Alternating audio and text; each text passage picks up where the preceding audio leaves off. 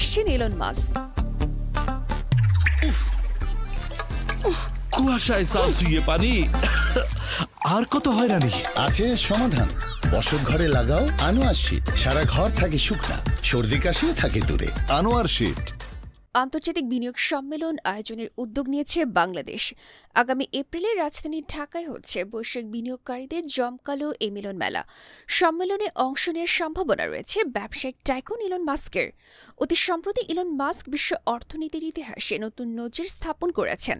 ব্লুমবার্গের প্রতিবেদন অনুযায়ী তিনি প্রথম ব্যক্তি হিসেবে 40,000 কোটি বা $400 বিলিয়ন সম্পদের মালিক হয়েছেন। তার কোম্পানি টেসলা এবং স্পেসএক্সের দ্রুত বাজার বৃদ্ধিতে বিশ্বের 1 নম্বর ধনী তালিকায় উঠে আসে তার নাম। দায়িত্বশীল একাধিক কূটনৈতিক ও সরকারি সূত্র জানিয়েছে এপ্রিলের প্রথমার্ধে হতে পারে কাঙ্ক্ষিত সেই বিনিয়োগ সম্মেলন। 3 দিনের সূচি এবং অতিথি তালিকা প্রস্তাব করে এরই মধ্যে প্রস্তুতি শুরু হয়েছে।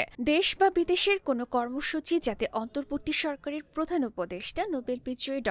মোহাম্মদ ইউনূসের বিনিয়োগের সম্মেলনের সূচি বিঘ্নিত না করে, সে কারণে আগেভাগেই বিষয়টি তার বিবেচনায় উপস্থাপন করা হয়েছে। ডেস্ক রিপোর্ট, গণমানুষের আওয়াজ।